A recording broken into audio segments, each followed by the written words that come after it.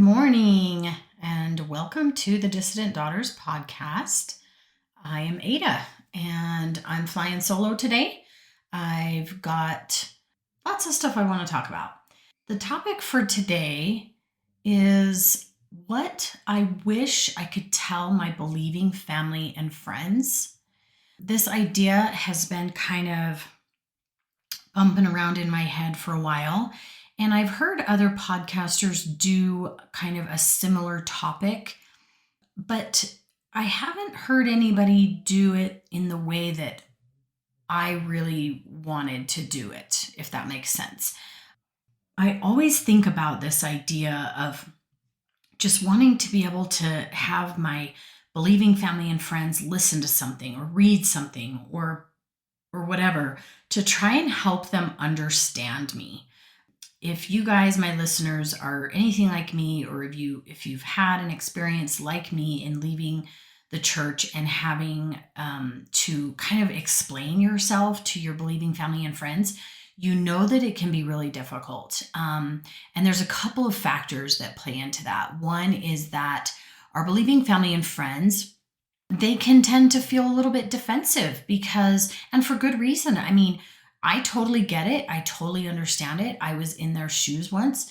The church is not just a religion. It is literally like almost everything to do with your identity when you are a true believer. And that is definitely true for me. It was not just a religion. It was everything to me. It was a lifestyle. It was a culture. It was my tribe. It literally defined me at my very core. And so I think that we run into this hurdle of when we try to explain to people why we no longer believe in the church or why we're leaving the church, there are immediate walls that go up. And that's one of the reasons, is because the people we're talking to feel very sensitive about this, and they feel like you explaining why you no longer believe in the church has a direct impact on them, and they feel the need to defend their stance or why they believe in the church, and it feels like a direct cut to them and their identity because they identify so strongly with the church. And so, man, it's such a hard thing to get past, to get to a place where we can have real, true, authentic communication without getting upset with each other, without feeling defensive, because now, when you lose your faith in the church, you want to defend why you left the church or defend yourself and your beliefs, and you want others to understand you. And our believing family and friends also want to be understood, and they feel the need to defend their stance and their beliefs and why they stay. And so this can be like a really, really tricky conversation. But I hope that maybe some things that I say today can help in that process, whether that means that if your family or friends are willing to listen to this podcast. I want to make it like a really safe episode that you could potentially share with them if you feel like they would listen. And if not, that's okay, but maybe you can take away some tips for how to have that conversation in a safe and loving way. Because honestly, let's be honest for a minute, okay? Nobody is going to change anybody's mind. Okay. Nobody's going to change somebody else's beliefs. And if, as a non-believer, as somebody who's had a faith crisis and left the church, if your goal is to change your family and friends, then you are going to fail at that goal. Okay. That is not a good goal. Okay. Our first thing that we need to accept is that there are good reasons to stay in the church. And that for some people, that is the best thing for them to do. And the best place for them to be is inside the church. And so if you can first accept that and accept that you are not going to change them and that you shouldn't want to change them. You shouldn't want to try and change their mind. Then we can move forward, okay? And believing family and friends also need to accept that they are not going to change people who have left the church, who have learned the things that they've learned. There's no going back from that. There really isn't. And granted, like, people leave for different reasons. I left for very specific reasons, to dealing with the truth claims of the church and the current management, I guess, of the church. And those things cannot be undone. So therefore, this is not something where, I might change my mind and come back to church, because those things can't change. What's done is done, and those things can't change. But I'm not saying that, believing family and friends can't pray for that. But what I would suggest, if you are a believing family or friend listening to this, and you have somebody in your life who has left the church, advice to you is to simply listen to your non-believing family and friends, empathize with them, put aside your own maybe like preconceived notions about what non-believers are feeling or thinking and what their goal is. Maybe try to put that aside and try to just simply listen to them. And then also, your goal should not be to change anyone as well. So if you are holding out hope as a believing person that your non-believing family or friend is going to change their mind, then you are also making a mistake, I believe, because the hope that somebody will change, or that if that is your goal, you are going to be disappointed, and you're going to end up like the other person will feel that from you, okay? They will feel your desire to change them, and that is never a good place to be coming from. That is never a good place to build a relationship of trust from if you are trying to change them. So there's just some groundwork there. I believe that for the most part, people who leave the church, and this includes me, they do it as a choice of conscience, and they do it from a place of integrity. Now, I don't want anybody to get offended by that, because you may think that I'm saying that people who stay in the church don't have integrity. I'm not saying that. So what I'm saying is that I was taught to have integrity, and when I learned the things that I learned about the church, my integrity would not allow me to stay. Now, that does not mean that people can't stay in the church and have integrity. There are lots of faithful, believing members of the church who have incredible integrity and conscience, okay? So I just want to say that for me, I could not stay with my integrity intact, okay? And that's something that might be hard for believing people to hear. And it might make them feel a little bit defensive, but I don't want you to feel defensive. I want you to listen with a really open heart and mind, and try to understand that when people leave, it's not because they want to do bad things. It's not because they've been deceived by Satan, and it's not because they've lost all of their integrity, okay? And if you have an incredibly hard time believing that, then that's the place where you need to start. You need to start with trying to accept that people who have a lot of integrity and who are moral and good, they can leave the church. If you have a very black and white thinking about that, and you think that people who leave the church no longer have morality or integrity, then I don't know if I can help you until you can kind of open up your mind to a different idea. Now, one thing that I would suggest, and a book that was super helpful to me, is a book called Bridges, Ministering to Those Who Question. It's by David Osler. He is a faithful member of the church. This is a safe book for believing family and friends. And I read this book while I was a believing member, so I know that it's safe, okay? I read this when my husband left the church, and it was incredibly helpful to me in allowing space for me to believe the church and also love my husband unconditionally without trying to change him. And it really, the book is called Bridges. It really does help you to build a bridge between you as a believing member and your family member who is no longer believing. Okay. So I highly recommend this book. I am probably going to share a bunch of passages from that book, but I first wanted to mention that and then mention a couple of things. So when people lose their faith, it impacts all of their relationships.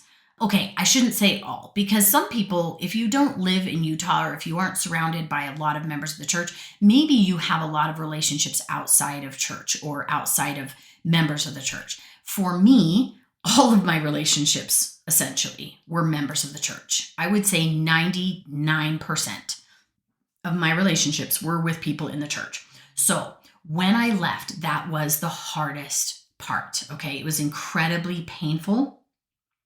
And even though I felt confident in my choice to leave, I knew that what I was doing was right for me and my family. That still did not take away the pain that I felt in making that choice, because I knew that it would forever change my relationships with members of the church. And there was no way around that. And that was incredibly painful. So I need people to understand that when somebody leaves, they do not do it lightly. They do not make that choice lightly or flippantly or spur of the moment without thinking about it or without really contemplating the gravity of that choice, okay? There's a lot of nuances. There are very complicated issues that contribute to the confusion that people are feeling, okay? There is, and David Osler talks about that in Bridges. He talks about the nuances. He talks about how, some believing members are able to take on some of those nuances and have it not destroy their faith. And that's a really beautiful place to be in, because a lot of us tend to lean into some very black and white thinking that makes it very difficult to embrace nuances, which basically means areas of gray, right? Sometimes in that black and white thinking, we can think that people who leave the church are just being quitters, or they are being lazy, or they are betraying their religion or their family, or their very selves. They believe, believing family and friends can think very black and white about that. And there's a reason for that. And that is because they've been taught very black and white thinking. Okay. And that can be really hard to undo. But one of the things that I've learned is that it is helpful to try to think more in areas of gray and not so black and white. Okay. Another thing that believing family and friends are going to experience is that they're going to see that the person who's leaving the church has become very angry, okay? And there's a good reason why they've become angry, and that is because they feel betrayed, okay? I remember feeling like I had been lied to, and I had been deceived, and I had been betrayed by the one institution that I felt could never betray me. I felt 100% confidence in the church and belief in the church and its leaders. And then when that confidence was shattered, I felt a deep sense of betrayal. And this can be really difficult and can make you feel a lot of angry feelings. And in the church, we're always taught that anger is of the devil, right? And we're taught that we shouldn't feel angry feelings. But in all honesty, anger is actually a healthy emotion. It's just, it's just one of the emotions, okay? Like all emotions, we should not pin a morality to our emotions, okay? We need to be able to feel whatever emotions come up, and instead of shoving them down or pushing them away or rejecting them because we think, oh, those are of the devil, Instead of that, let's get curious about why we're feeling that emotion, right? If you are in, okay, let's have a scenario here.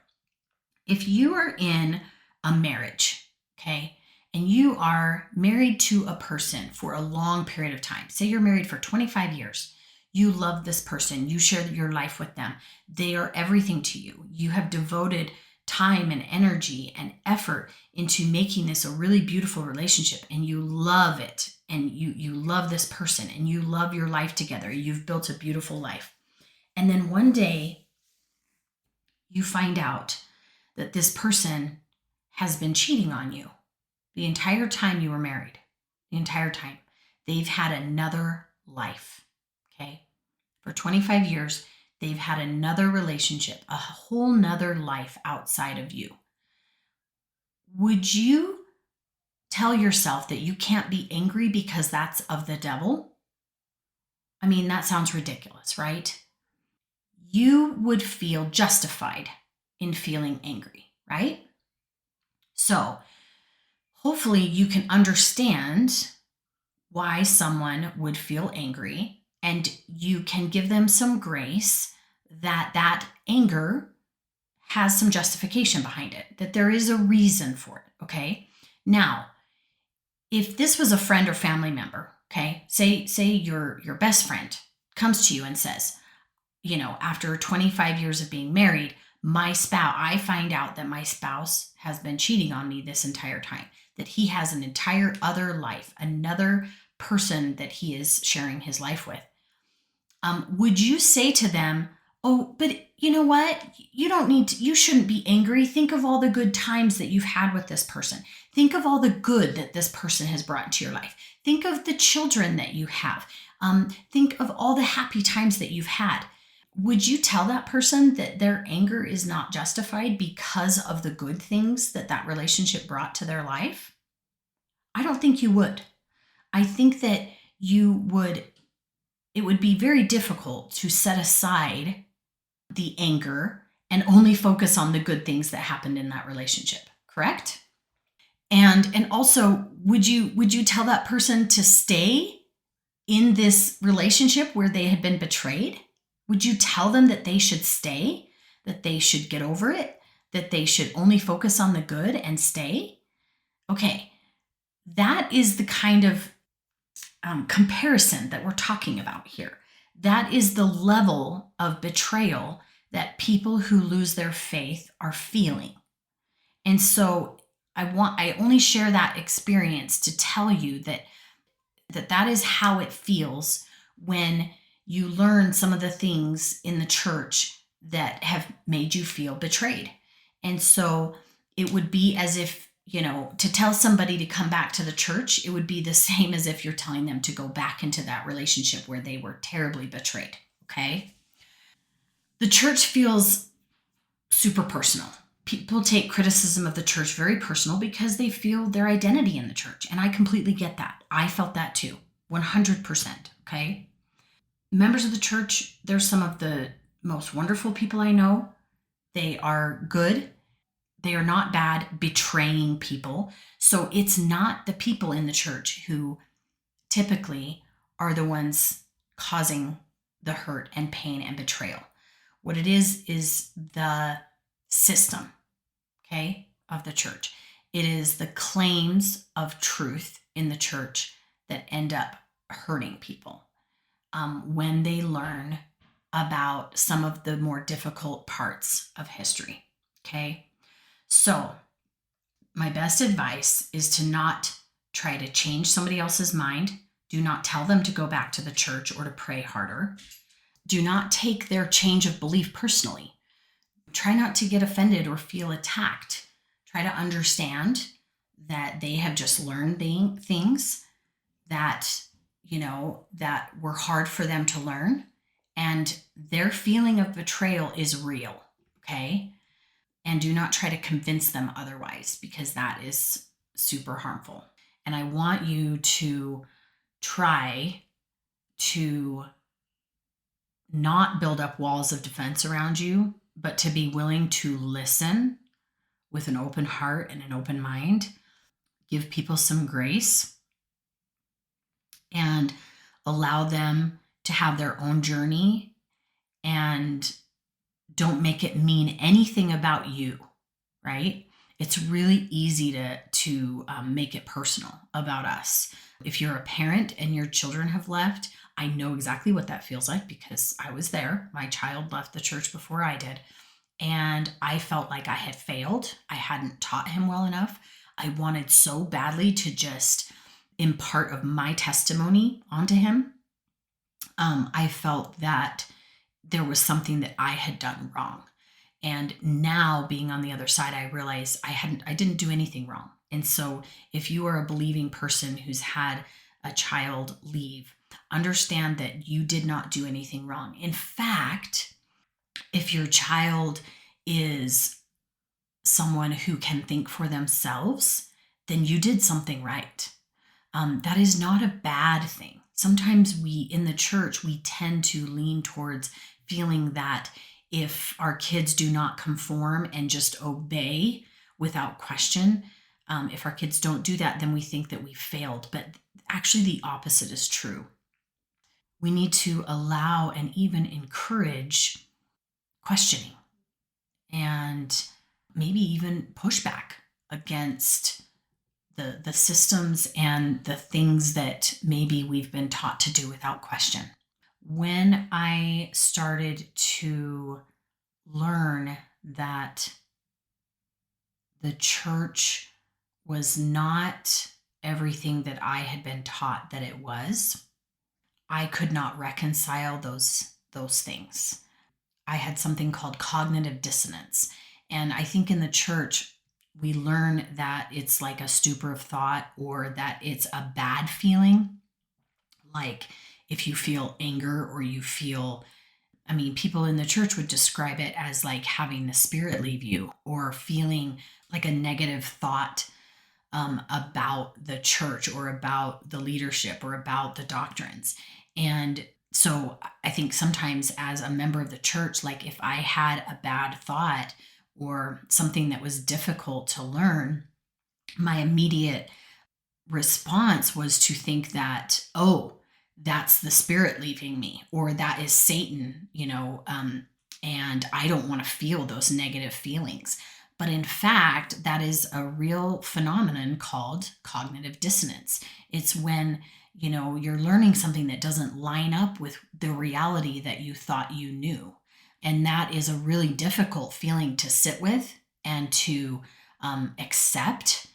And so I think as believing members of the church, we try to explain it away by saying, well, that's just Satan, or that's a bad feeling that I'm having, when in fact, it's just a very natural response to having the reality and your beliefs not lining up exactly.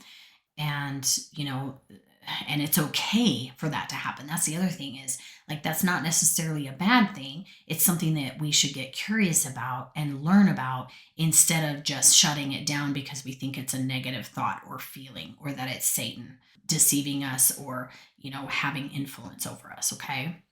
But there's no manual.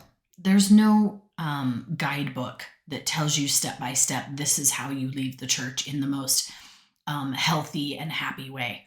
So unfortunately, I stumbled. I definitely stumbled, even though I tried really hard to, talk to my closest friends and family individually, take them aside, tell them how I was feeling, be upfront and honest with people, and try to share those feelings. I just needed to feel validated. I needed to be able to talk about my experience and have someone say, I understand, or I'm sorry. And when you kind of lash out because you're angry at the church, it pushes people away, and it does not make them say, oh, I understand, or I hear you and I empathize and I'm sorry. What it makes them do is say, no, you're wrong. Or make excuses, say, no, what you learned isn't true. Or, this is how you can reconcile it. Or that's not what I was taught. Or, all kinds of, you end up receiving a lot of gaslighting from people, and people, will kind of make excuses for the church and say that that's, not how it happened, or that, you're wrong about this or that. And it just ends up being a really not a healthy, not a conversation that gets you anywhere. Okay. So a couple of things that I've learned is, you're not ever going to change somebody else's mind by arguing truth claims, right?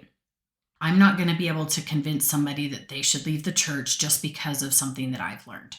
And B, they're not ever going to change me by praying harder or begging me to read my scriptures one more time or asking me to get close to God. That's not going to change my mind. That's not going to be a helpful tip for me, right? One of my first kind of huge shelf items was when my daughter came out as gay, and those who've listened to my podcast before know this.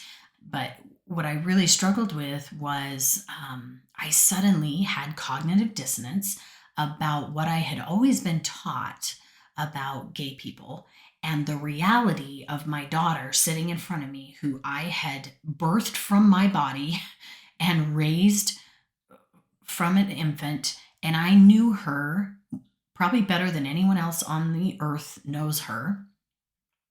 And I loved her more than probably anyone else on the planet loves her. And that cognitive dissonance is there's no denying it. There is no getting out of it. There's no escaping that. And so I really had to sit with that and say, okay, what do I actually believe? And does it line up with what I've always been taught? And it didn't. What I felt about her did not line up with the way I had always felt about gay people in general, because of what I had been taught my whole life.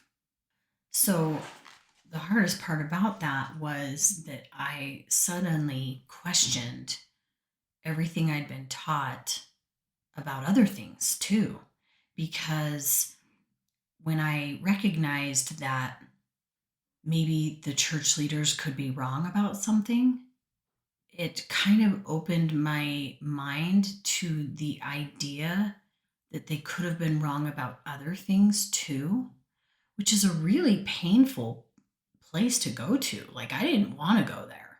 I think I was somewhat forced to go there because I had to reconcile this whole teaching about gay people with the way I felt about my daughter. And so that was the kind of the first things that I studied and learned. And I read a book called Gay Rights in the Mormon Church. And it was incredibly enlightening to me about, number one, the church's stances and beliefs about LGBTQ people and how much they had changed over time, as well as how much the church has really been deeply involved in so much of the politics and policies in regards to same-sex marriage and things like that. And the reason why they were so involved is because they felt so strongly that marriage is between a man and a woman, and they teach that as one of their core doctrines. And they really felt a strong need to fight against what they would call the gay agenda.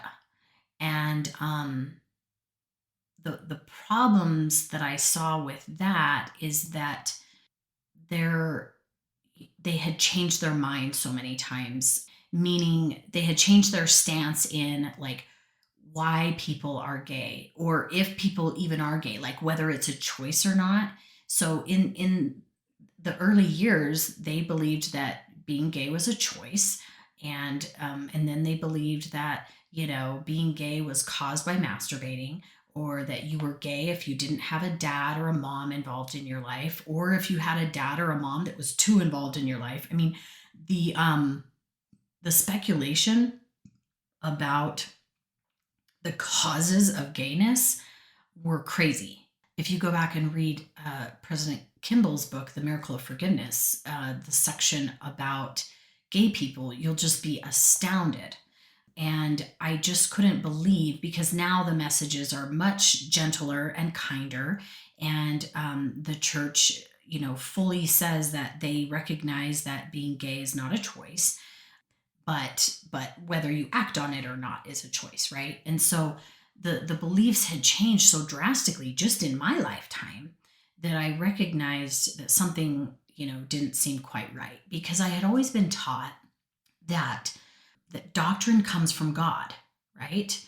And the church teaches us that God is leading this church and that his doctrine never changes because God never changes. But then the reality hit me that this doctrine has changed many times because, first of all, if you go back to the beginning of the church, the doctrine was, and it still is because it's still in our scriptures in Doctrine and Covenants 132, the doctrine on marriage is that polygamy is required for the highest degree of glory in the celestial kingdom. So, but we don't live polygamy now. And now the doctrine is that marriage is between one man and one woman. And so that's a pretty essential doctrine. That's a pretty core thing in the church that has changed. And that's not a small change. That's a significant change. So that really kind of started my concerns about what the church has taught and how it has changed over time. Now, that doesn't mean that, that revelation has to, change your belief about the church. If you are able to reconcile that and understand, a lot of people are able to just say, well, prophets make mistakes and they've been wrong about things, but that doesn't mean the church isn't true. Okay, that's fine. That's great. I just was not able to reconcile that. It was too difficult of a hurdle for me to get over, no matter how hard I tried. And I promise you, I tried. So that was really, really hard for me. I want to talk a little bit about this book, Bridges, Ministering to Those Who Question by David Ostler. He talks about how our beliefs change over time. And I think it's really interesting. He makes the comparison about how when we were children, we once believed that every Christmas Eve, a man in a red suit traveled across the globe with the aid of flying reindeer to deliver toys to every good child on the planet. Well, eventually we learned that this just wasn't the case. And some of us are more traumatized by that discovery than others. But most people are still able to move on and still celebrate Christmas with joy. And I think that's a really interesting comparison because I think it speaks to the fact that some people, when their beliefs change about something, they are not able to reconcile and go back to the church or to believe. It's like if you told me I had to try to believe in Santa now, it's just not possible. I can't go back and believe in Santa Claus again. And it's kind of the same thing with the church. I can't go back and believe in the truth claims of the church any longer, just as I can't go back and force myself to believe in Santa Claus again, right? So it's kind of this really tricky line that I think we have to walk when we're having conversations between non-believers and believers, because my intention is never to offend a believing person, but I also don't want to necessarily agree with them about their beliefs because I feel strongly about the beliefs that I now hold. And also, not only that, it's not that I want somebody to believe the same as me. I just want to be validated, right? Isn't that what all of us want? We just want to be validated. We just want somebody to say, I hear you. I see you. I'm sorry. I can see that caused you great pain. I actually went back on Facebook and went back to my very first post where I basically told the world that I was leaving the church. I went back and I looked at it and I was just blown away. I had forgotten how amazing and kind and loving everyone's responses were. I never got a single person saying, well, now you're going to hell. Not one single one, not even anything close to that.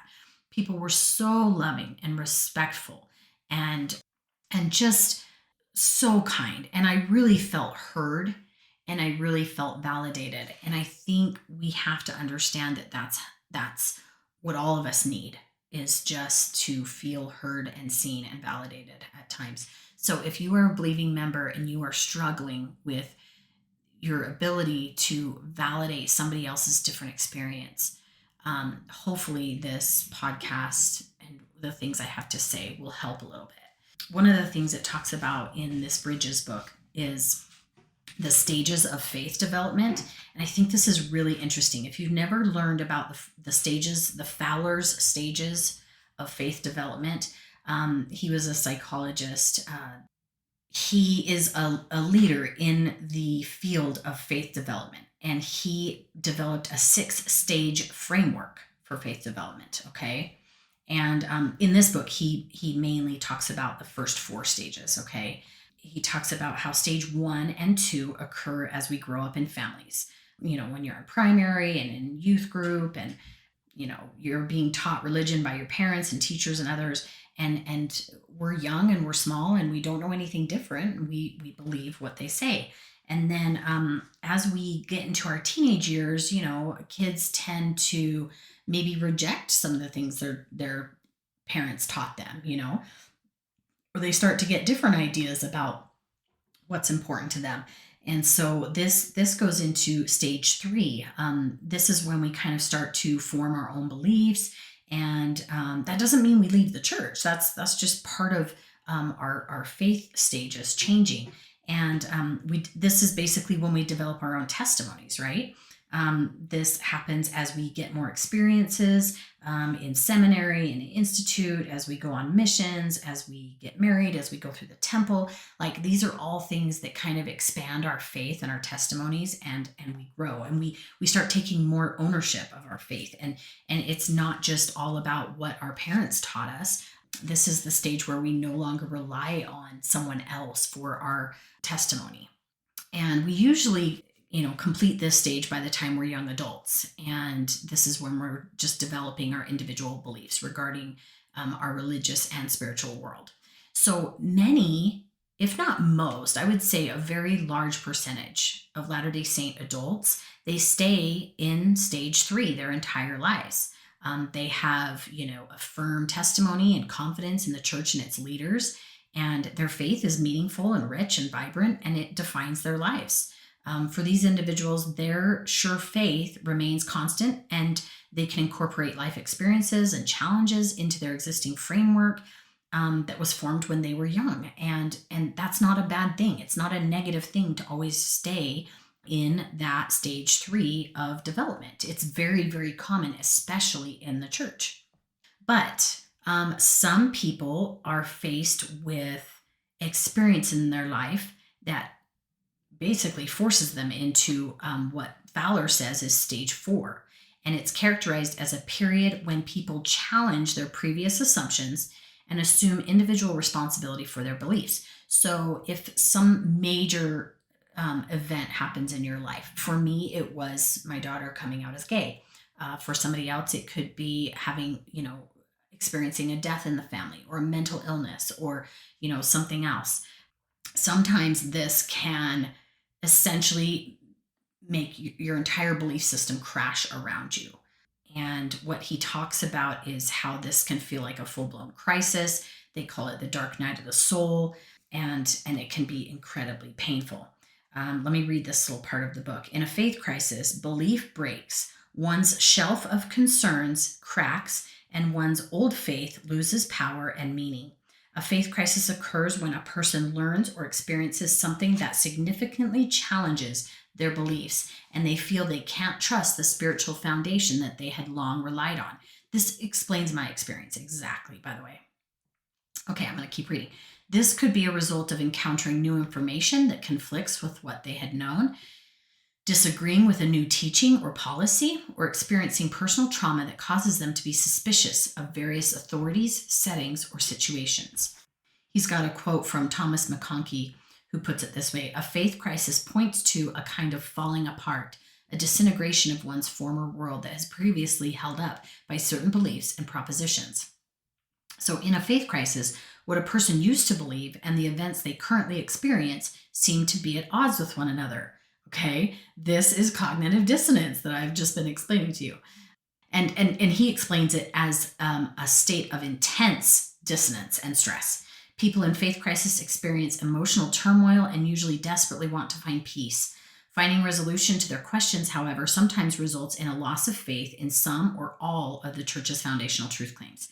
Some don't like the term faith crisis because it seems too extreme, but at the same time, we shouldn't downplay the deep emotional pain that may come when someone's worldview is overturned, leaving them not knowing what to believe and aware of the deep consequences their crisis may have for their lives, family, and important relationships. So this just basically explains my experience exactly. And faith crisis is exactly what I would call it. That's not the way everyone describes their experience. Not everybody feels like it's a crisis, but mine was definitely a crisis. He says, even people who live Christ-like lives and can experience a dark night. For years after feeling a direct and personal call to serve the poor, Mother Teresa described in her personal writings the anguish and doubt that she was experiencing. In 1959, she wrote, "In my soul, I feel just that terrible pain of loss of God not wanting me, of God not being God, of God not existing." Her inner turmoil, known by only a handful of her closest colleagues, lasted until her death in 1997. Isn't that crazy? I never knew that. So Mother Teresa had a faith crisis, even though she spent her entire life, serving the poor. So for believing family and friends, or those who've never had a faith crisis, it can be really difficult to understand people who are experiencing the dark night of the soul. And it can be really hard for, like, if you're in a stage 3 of faith, it can be really hard to understand people in a stage 4. People in a stage 4 don't necessarily always go through a full crisis of faith, but it definitely kind of puts them on a path of changing some beliefs, and sometimes very significantly. So this is kind of where maybe somebody becomes a lot more nuanced and they think a lot more in the gray area, right? So essentially, that's what happened to me. I started to question the leaders and whether they were truly led by God, because I questioned whether God could change his mind and doctrine could change. And in my mind, I didn't believe that it could or should.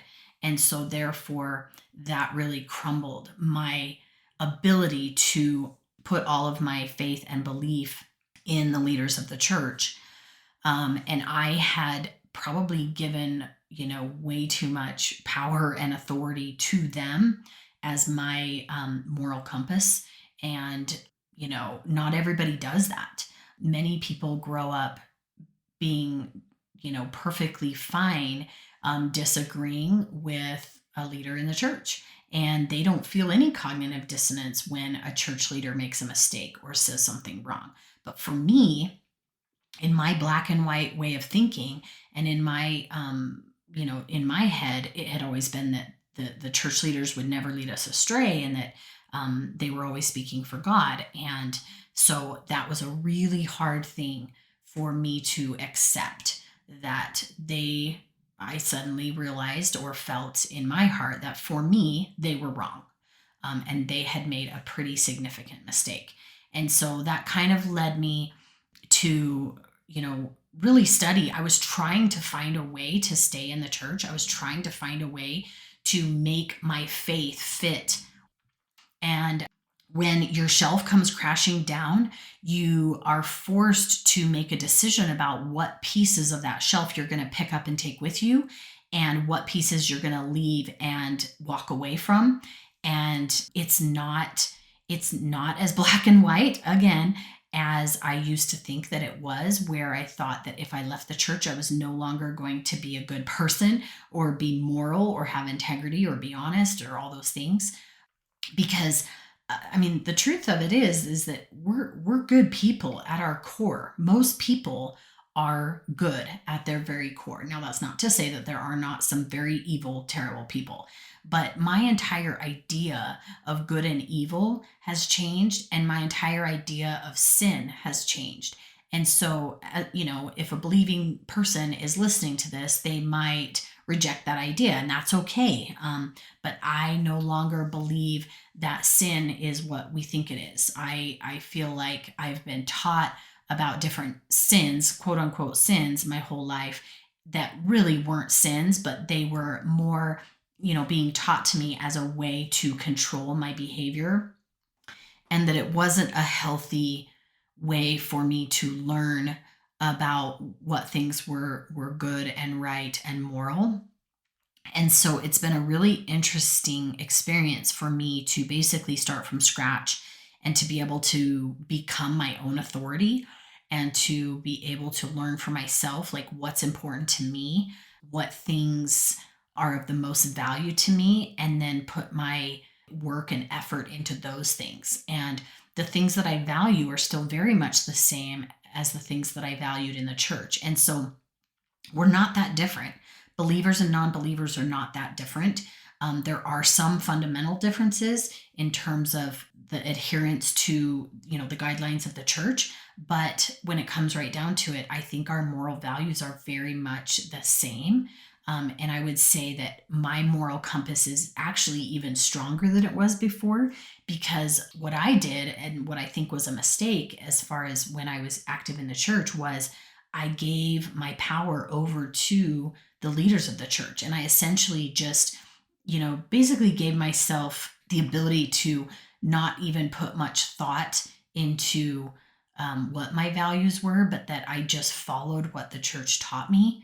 And I wasn't really a conscious, active participant in deciding what was right and what was wrong. I don't know if that fully makes sense, but that's definitely something that has changed since I've left the church, and I've recognized that, oh, hey, I'm still a good person, and I didn't necessarily need the leaders of the church to tell me what was right and what was wrong. But probably the last thing that I would say to my believing family and friends, I wish that they had asked me how I was doing when they knew that I was going through something really hard. But they were too afraid because they thought that I was no longer a safe person because I was maybe speaking out against the church, and I was going through an angry phase and a very emotional phase and all of these things. And so, people who were very close to me stepped back from me and didn't want to ask me what was going on or didn't want to ask me why I was losing my faith. And I think that was for self-preservation. And I understand that, but I wish it had been different. Because I do still think about that and I feel sad about that. The thing to remember is I'm still the same person in a lot of ways. I still really love my family, and I still have integrity, and I still care about being authentic and real, and I care about serving others and doing good in the world. And these people know me. They know me so well. And just because I left the church, I think they suddenly saw me as an other. And I think that's a very natural result of me leaving the church. But if you are a believing member, I would really challenge you to try not to do that, to not see your friends and family who've left the church as an other, and to see their humanity and who they are, and to remember that they are still themselves, they are still good. And I would say that, the vast majority of people who leave the church do it with a good conscience and with their integrity fully intact. And I think that we just have different ideas about what maybe sin is, because when you leave the church, you no longer believe drinking coffee is a sin and things like that. And you no longer believe that wearing shorts is a sin. So there are some differences about, how we view different activities or choices.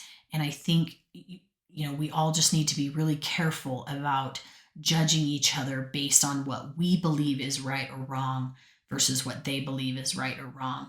And I think in the end, we all just want to be happy. We all just want to be able to live the life we want.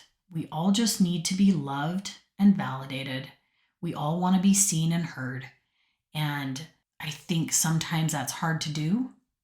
But if we can all dig a little deeper and try a little harder to be more understanding of people's differences, I think that can go a long ways in, blessing each other's lives and strengthening our relationships. I love my family who is still in the church. And sometimes I feel sad about maybe that kind of wedge that is in between us now. Like it feels like there will always be something that kind of blocks us from being able to have a full loving relationship. And that's really hard for me. And I do want to say, my mom has been really phenomenal. I know that it's been really hard for her to have me leave the church and to no longer believe. And so, she hasn't always been perfect, but man, she is doing a really beautiful job of showing me unconditional love and accepting me for who I am now and what I believe now. And that has gone such a long way to healing our relationship that frankly is better now than it was when I was in the church, because we struggled. I mean, we just haven't always had a great relationship. We have really butted heads sometimes, and I've really disagreed with her sometimes. And we've had our struggles that, like, I think everybody does in families. It's nothing that's, above and beyond what normal families experience. But when we really try to understand each other, and, I try not to get in conflict with her about what I believe and what she believes. And I try not to tell her that she needs to, learn all the things that I've learned. I try not to push that on her because I know that she loves the church and that it means a lot to her and that that's where she chooses to be. And I accept that. And I'm happy for her if she's happy. And so I think if we can both, and she does the same for me, she doesn't try to change me or make me do anything different. And I think that is, I'm really, really grateful for that, because not everybody has that and not everybody has experienced that in their loss of faith. So I just want to say, these relationships are so important.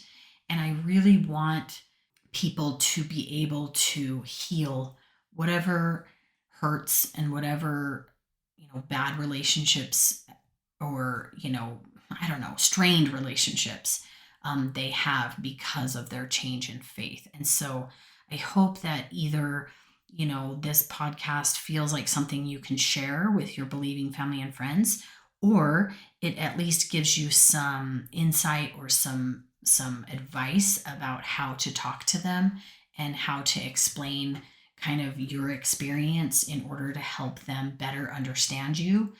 And again, I would seriously highly recommend the book Bridges, Ministering to Those Who Question. And I think he has a new version of it out, like a second printing of it, where they added some things about mixed faith marriage that I think could be super important. I have the original printing of it that doesn't have that section, so I'm kind of interested to go and read that. But I just think it can go a long ways because, these relationships matter. I really think they matter. And I would hate to have people shutting people out of their lives just because we believe differently. And I guess that's all I have to say about that. I hope that this episode has been meaningful to you. And I hope that it has maybe helped you to think a little bit and has maybe opened up your heart in some way towards the other side of the aisle. And hopefully we can reach across and just really show love to each other and acceptance and give each other grace and allow everyone to come to whatever conclusions they come to in an honest way, and to be okay with that, genuinely okay with that. Not just I accept you, but I fully embrace you, right? We need to get to that place of fully embracing who people are, and how they believe and what they want to believe, and allowing them to do that. So thank you so much for listening. I hope this was helpful. I would love any feedback that you have for me. P.S. I am going to be taking a break over the Christmas break. I'm taking December off. This is my last episode of the year. Today is the 29th of November, so I'm going to try and get this episode out in the next day or two. And that's going to be my last episode for the year. I really need a break. The holidays are upon us, and they're crazy, and I just have so much I'm constantly working on and trying to get done, and I just feel like I can't get ahead. So I apologize to anyone who, is upset that I'm not putting anything out in December, but I'm going to do my best, and I'll have some things ready for the first of the year. And I'm definitely excited to keep going. I am loving this podcast. I am genuinely loving the listeners. I have the best listeners in the world. You guys are amazing. I have people reach out to me, seriously, almost every day. I have somebody reach out to me, and it's so awesome. I have posted a few things on Instagram, which I've told you guys before. I suck at this. I'm really bad at it. And I think I'm up to like 50 followers. So if you listen to my podcast and you want to follow me on Instagram, you should, so that I don't look so pathetic. But I just started that Instagram, and I'm not good at posting stuff. Dudes, I'm not going to lie. Like, it really is hard. I never even know what to say.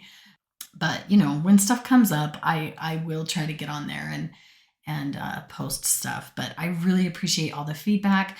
Anybody that wants to donate to the podcast, you can do that at dissidentdaughters.org. You can also go to mormondiscussionspodcast.org, and you can donate there. I really appreciate any donations that come in. If you've left the church and you now have that 10% tithing you used to pay, hey, you can, throw a few dollars my way, and I would really appreciate it. This really is a labor of love. I don't expect to get paid for the time that I put in, but it is nice to get, enough to buy a coffee every once in a while. It's awesome. I really appreciate it. And more than that, even though, I just really appreciate the positive feedback, and I love your guys' ideas. I get lots of ideas on topics that you guys want to hear about or talk about. And anybody that wants to come on my podcast, I'm happy to have guests. I love it when I have a guest, and I love to have people share stories. And mostly, I really want to have a safe space for women to share their stories. We are all, dissident daughters in some way. And that is why that's the name of my podcast. And that's the platform that I wanted to have, is to really have a space to hear women's voices in this space and this experience that we're all having. So I love that. I love you all. I'm super appreciative of everybody, and I will see you next year. Love y'all. Bye.